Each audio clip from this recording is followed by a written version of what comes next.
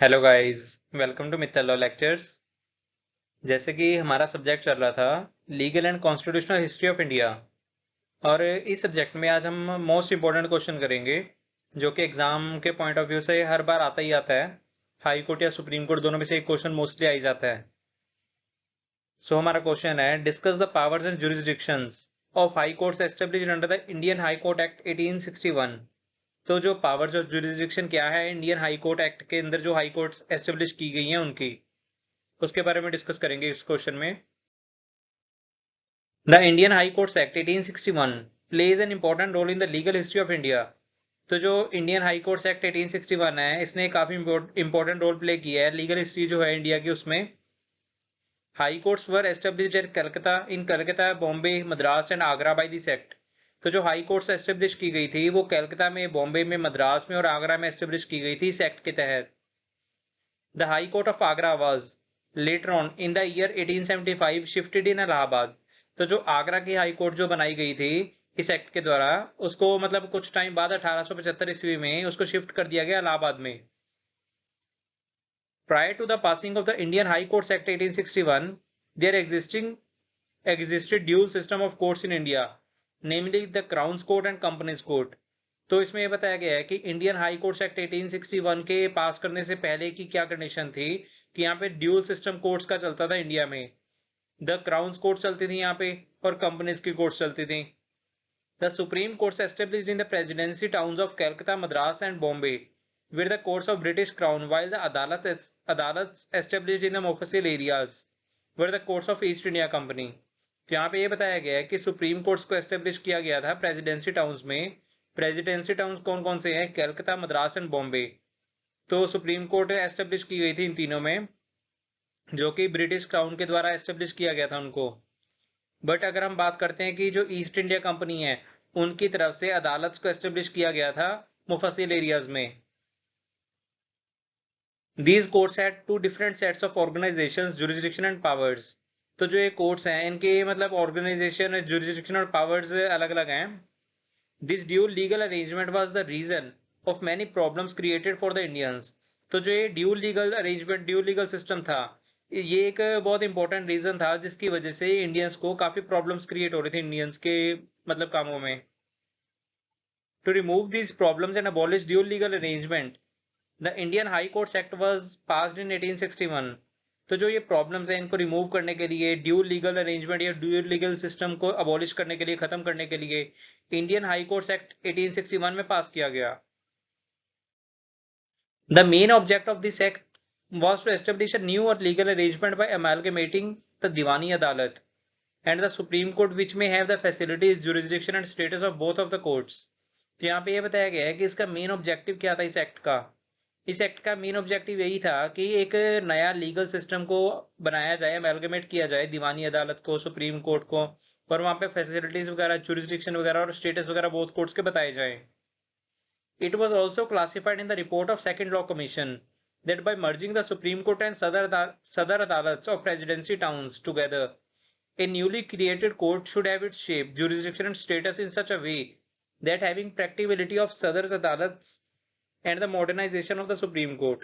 तो यहाँ पे ये बताया गया है कि जो ये भी बताया गया कि जो रिपोर्ट है सेकंड लॉ कमीशन की, उसमें ये बताया गया कि जो सुप्रीम कोर्ट और सदर अदालत हैं जो प्रेसिडेंसी टाउन्स वगैरह में थी, उनको मतलब मिलाकर, मर्ज करके एक न्यू लीगल सिस्टम वगैरह अरेंज किया गया, क्रिएट किया गया। उनकी जुरिस्डिक्शन, उनके स्टेटस वगैरह उन कोर्ट्स के, तो उनको जो प्रैक्टिकली सदर अदालत हैं और सुप्रीम कोर्ट्स हैं उनको मॉडर्नाइजेशन किया गया, मॉडर्न वे से उनको सेट किया गया। अब हम बात करेंगे कि मेन प्रोविजंस क्या है इस एक्ट की। 1861 जो इंडियन हाई कोर्ट्स एक्ट है, इस एक्ट की मेन प्रोविजंस के बारे में बताएंगे। सबसे पहले इसमें प्रोविजन है unification of courts. Under the high Courts Act 1861 the existing Supreme Court and Sadar Adalat were abolished and their jurisdiction and powers were transfer to the newly created High Courts. तो यहाँ पे बताया गया है कि इंडियन हाई कोर्ट्स एक्ट 1861 जो है, इसके मुताबिक जो सुप्रीम कोर्ट और सदर अदालत जो थी उनको अबॉलिश कर दिया गया, और जो जुरिस्डिक्शन एंड पावर्स वगैरह थी वो सारी की सारी न्यू जो हाई कोर्ट्स क्रिएट की गई है इस एक्ट के तहत, उनको ट्रांसफर कर दी गई। All records of these courts were also transfer to the high Courts तो जो सुप्रीम कोर्ट और सदर अदालत वगैरह के कोर्ट, सदर अदालत वगैरह के जो मैटर्स वगैरह थे, जो भी उनकी मतलब रिकॉर्ड्स वगैरह थे, वो सारे के सारे इन हाई कोर्ट्स को ट्रांसफर कर दिए गए। In this way the unification of these courts were done.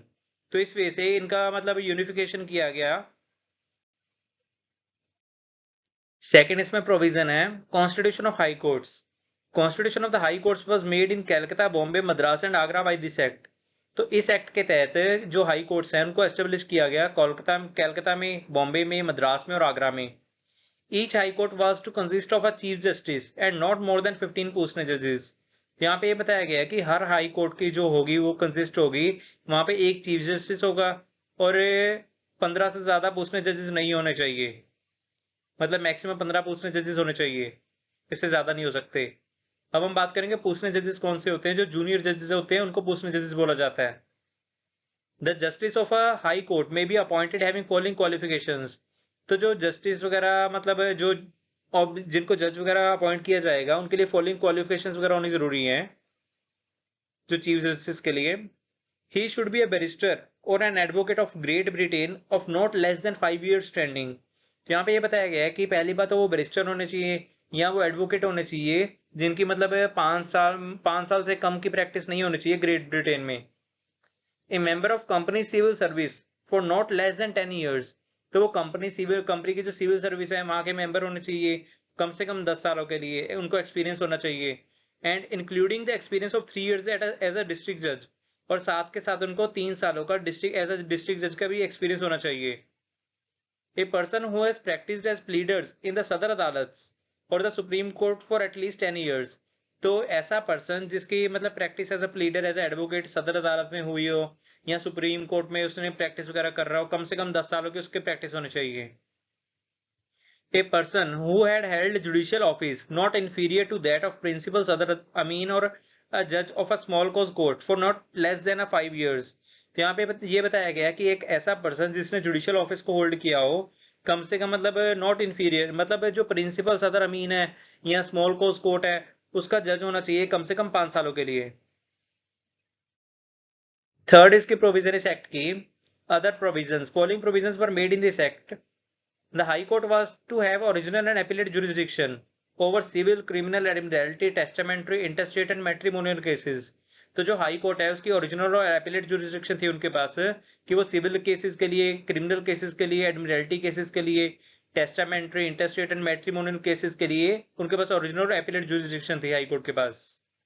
The British crown can establish the high courts outside the presidency towns. तो जो ब्रिटिश क्राउन थे वो हाई कोर्ट्स को एस्टेब्लिश कर सकते थे प्रेसिडेंसी टाउन्स के बाहर भी। The jurisdiction of high courts could be reclear and modified with the prior approval of privy council. तो जो जुरिस्डिक्शन थी हाई कोर्ट्स की उनको दोबारा क्लियर किया गया और मॉडिफाई किया गया, बट उसके लिए प्रिवी काउंसिल की प्रायर अप्रूवल चाहिए मॉडिफाई वगैरह करने के लिए कुछ भी। Within 3 years of the establishment of High Court, any modification can be done in the later patent। तो जो हाई कोर्ट को एस्टेब्लिश किया गया उसके 3 सालों के अंदर अंदर उसकी मॉडिफिकेशन वगैरह होनी चाहिए, उसके बाद नहीं हो सकती। The high Courts were empowered to frame rules for the division bench and single जज बेंच सिटिंग्स। तो जो हाई कोर्ट है उनको पावर्स वगैरह दी गई कि वो रूल्स वगैरह बना सकते हैं। जो डिवीजन बेंच है उनके लिए, सिंगल जज की बेंच है उनकी सिटिंग्स वगैरह होती है, उनके लिए रूल्स बना सकते हैं, रूल्स फ्रेम कर सकते हैं हाई कोर्ट्स। अब हम बात करेंगे पावर्स एंड जुरिस्डिक्शन के बारे में। Following powers and jurisdictions were provided to the high courts under the act of year 1861। तो जो 1861 का एक्ट जो है इसके मुताबिक हाई कोर्ट्स को ये पावर्स वगैरह दी गई हैं और जुरिस्डिक्शंस दी गई हैं। सबसे पहले हम बात करेंगे दीवानी सिविल जुरिस्डिक्शन के बारे में कि मतलब सिविल जुरिस्डिक्शन उनको क्या मिलेगी, क्या दी गई है हाई कोर्ट्स को। Normal original jurisdiction, the high courts were vested with the powers for a trial of following cases under normal original jurisdiction। तो जो हाई कोर्ट्स हैं उनको पावर्स वगैरह दी गई है कि वो ट्रायल वगैरह कर सकती हैं नॉर्मल जुरिस्डिक्शन के अंदर, नॉर्मल ओरिजिनल जुरिस्डिक्शन के अंदर केसेस का। The cases related with land and other immovable properties. तो जो केसेस लैंड से जुड़े हुए हैं या इमूवेबल प्रॉपर्टी से रिलेटेड हैं उनके लिए ओरिजिनल जुरिस्डिक्शन हाई कोर्ट के पास। Other civil cases originated within specified limits. जो भी सिविल केसेस वगैरह हैं जो ओरिजिनेट हुए हैं, जो पैदा हुए हैं स्पेसिफाइड लिमिट्स के अंदर अंदर। Such cases of the defendants where the defendant was residing within the court's territorial jurisdiction or trading or performing for personal profit or interest. तो यहाँ पे ये बताया गया कि ऐसे केसेस जो डिफेंडेंट है वो कोर्ट की टेरिटोरियल जुरिस्डिक्शन के अंदर रहता है, रिजाइडिंग करता है, या वहाँ पे कोई ट्रेडिंग वगैरह का वर्क वगैरह कर रहा है, बिजनेस कर रहा है, या कोई ऐसा वर्क वगैरह कर रहा है, ऐसा काम कर रहा है जिससे उसको प्रॉफिट हो रहा है, उसका इंटरेस्ट है। सेकेंड इसमें बताया गया है स्पेसिफिक और extra ordinary jurisdiction. Under specific, यहाँ पे स्पेशल की जगह स्पेसिफिक आएगा। Under specific original jurisdiction the high court may call such cases from its subordinate courts for final decision where it appear that by doing this there will be a justice with the parties and both the parties are agreed for the same।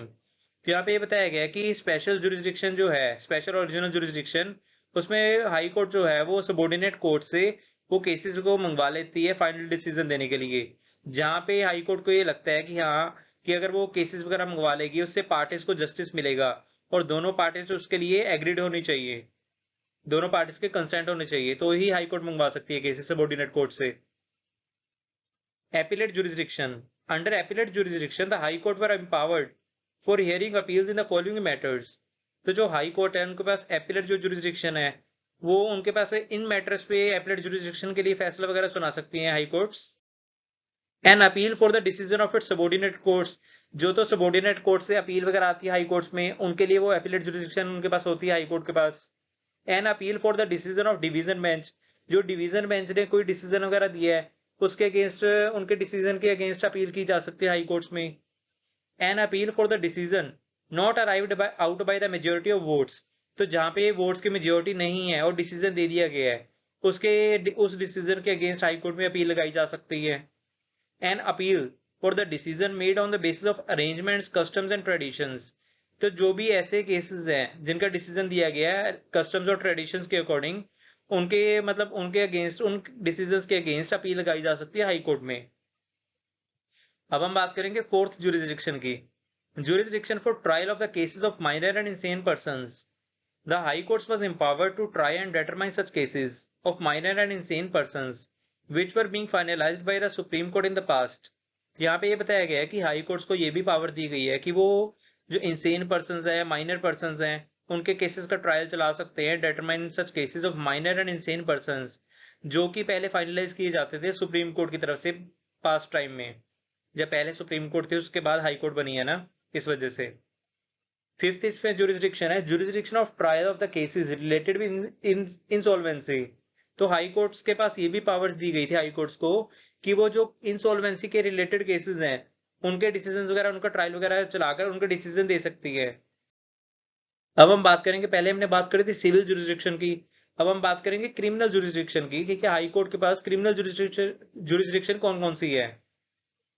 The High Courts were also provided the criminal jurisdiction as। सबसे पहले हम बात करेंगे normal original jurisdiction के बारे में। The original jurisdiction of the High Court was similar to that of the jurisdiction exercised by the Supreme Court before the establishment of the High Court।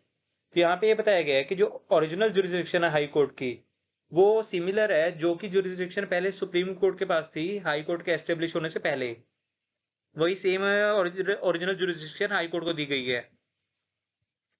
However, its jurisdiction was limited to the local limits of the presidency towns। But यहाँ पे ये बताया गया है कि जो high courts को jurisdiction दी गई है वो लिमिटेड है लोकल लिमिट्स जो है प्रेसिडेंसी टाउन्स के उनके अंदर तक ही, लोकल लिमिट्स तक ही लिमिटेड रहेगी। It also had criminal jurisdiction over all Britishers and Europeans residing beyond the local limits of presidency towns। तो यहाँ पे ये बताया गया है कि इन हाई कोर्ट्स के पास क्रिमिनल जुरिस्डिक्शन है इस बात के लिए भी जो ब्रिटिशर्स या यूरोपियंस जो है वो लोकल लिमिट जो है प्रेसिडेंसी टाउन्स की उससे बाहर रहते हैं। अब हम बात करेंगे स्पेसिफिक और एक्स्ट्रा ऑर्डिनरी ओरिजिनल जुरिस्डिक्शन के बारे में। The High Courts had extraordinary jurisdiction to try and determine the offences committed by persons residing in places within the jurisdiction of any court which was subject to its superintendence। तो यहाँ पे ये बताया गया है कि हाई कोर्ट्स को ये भी पावर्स दी गई है, एक्स्ट्रा ऑर्डिनरी जुरिस्डिक्शन वगैरह है हाई कोर्ट्स के पास कि वो ऐसे केसेस, ऐसे ऑफेंसेस वगैरह अगर किसी ने कमिट करे हैं जो कि उसके जुरिस्डिक्शन के अंदर पड़ते हैं, सब्जेक्ट के रिलेटेड है, तो ऐसे केसेस को डील कर सकती है हाई कोर्ट। अब हम बात करेंगे एपीलेट जुरिसडिक्शन के बारे में। The High Court was given appellate jurisdiction over criminal cases decided by the courts subordinate to it. तो जो भी कोर्ट्स हाई कोर्ट से सबऑर्डिनेट है, उन्होंने अगर कोई भी क्रिमिनल केसेस के डिसीजन वगैरह दिए हैं, उसके अगेंस्ट अपील लगाई जा सकती है हाई कोर्ट में, कि क्रिमिनल केसेस की एपीलेट जुरिसडिक्शन है हाई कोर्ट के पास, इस वजह से। थर्ड मेन पॉइंट है एडमिनिस्ट्रेटिव जुरिसडिक्शन। जैसे हमने पहले मेन पॉइंट किया सिविल जुरिसडिक्शन, देन हमने सेकंड मेन पॉइंट किया क्रिमिनल जुरिसडिक्शन, वैसे अब हम बात करेंगे थर्ड जो मेन पॉइंट है एडमिनिस्ट्रेटिव जुरिसडिक्शन के बारे में। Under the administrative jurisdiction the High Court was given powers to try and determine all the cases of civil as well as criminal originated during war and at ships। तो जो high court के पास Admiralty jurisdiction भी है, कि जो high court है उनको powers वगैरह दी गई हैं कि वो ऐसे केसेस जो सिविल हैं या क्रिमिनल हैं, जो कि वॉर के टाइम पे या शिप्स पे जो बोट्स वगैरह होती हैं पानी के बीच में, वहां पे अगर कोई केसेस वगैरह होते हैं वो डील कर सकती है हाई कोर्ट, उनके लिए डिसीजन दे सकती है। This jurisdiction was alike the jurisdiction of the supreme Court. तो जो ये हाई कोर्ट को जुरिसडिक्शन दी गई है, ये वैसे ही जुरिसडिक्शन है जो कि सुप्रीम कोर्ट को दी गई थी पहले। फोर्थ इसमें मेन जुरिसडिक्शन है supervisory jurisdiction. The High Court was also to exercise power to superintendence over all subordinate courts. तो हाई कोर्ट को ये भी पावर दी गई है कि वो जैसे सुपीरियर है ऑल अदर सबऑर्डिनेट कोर्ट्स है, जिससे भी जो भी उनके नीचे सबऑर्डिनेट कोर्ट्स हैं, लोअर कोर्ट्स हैं, तो उनके ऊपर पावर्स वगैरह एक्सरसाइज कर सकती है सुपरवाइज करने की। It was also the court of reference and revision for the subordinate criminal courts, which were subject to its superintendence। तो हाई कोर्ट के पास ये भी पावर्स है कि वो रेफरेंस या रिवीजन कर सकती है सबऑर्डिनेट क्रिमिनल कोर्ट्स हैं उनके डिसीजन के लिए। It could transfer any case from one court to another court. तो हाई कोर्ट को ये भी पावर दी गई है कि वो एक कोर्ट से दूसरी कोर्ट में केस को ट्रांसफर भी कर सकती है। अब इसका ये बताया गया कि प्रोसीजर क्या होगा। In finalization of civil cases, law of equity and principles of equity, justice and good conscience were followed by the high court। तो सिविल केसेस का फाइनलाइजेशन करने के लिए जो लॉ ऑफ इक्विटी है और principle of equity justice and good conscience है, उसको फॉलो किया जाएगा हाई कोर्ट की तरफ से। एंड सच लॉज और acts were referred to which were applicable at that time. और ऐसे लॉज और एक्ट्स वगैरह को रेफर किया जाएगा जो कि उस टाइम पे एप्लीकेबल होंगे। Criminal cases were finalised in accordance with the provisions of Indian Penal Code and the penal procedure code. तो यहाँ पे ये बताया गया कि जो तो क्रिमिनल केसेस हैं उनको फाइनलाइज किया जाएगा जो भी प्रोविजंस आईपीसी के अंदर या द पेनल प्रोसीजर कोड की मतलब सीआरपीसी क्रिमिनल प्रोसीजर कोड के अंदर बताई गई होंगी, उसके हिसाब से फाइनलाइज किया जाएगा क्रिमिनल केसेस को। Evaluation, unification of the courts is it's main achievement. तो यहाँ पे ये बताया गया कि मतलब पूरे क्वेश्चन में जो हमने बात करी है उसका निचोड़ क्या है, उस क्वेश्चन का, इस टॉपिक का निचोड़ क्या है। Evaluation, unification of courts is it's main achievement. तो जो यूनिफिकेशन है कोर्ट्स की, वो इसका मेन अचीवमेंट था कि जो मतलब सुप्रीम कोर्ट्स हैं, सदर अदालत वगैरह, उनको खत्म करके उनको अबॉलिश करके एक हाई कोर्ट बनाई गई। Prior to this there was dual system of courts in presidency towns. इससे पहले हाई कोर्ट से पहले ड्यूल सिस्टम ऑफ कोर्ट्स चलता था प्रेसिडेंसी टाउन्स में। This dual system of courts was abolished by this act. और इस ड्यूल सिस्टम को अबॉलिश किया गया इंडियन हाई कोर्ट्स एक्ट 1861 के तहत। And the high Courts were established in the place of सदर दीवानी अदालत, सदर निजामत अदालत एंड द सुप्रीम कोर्ट।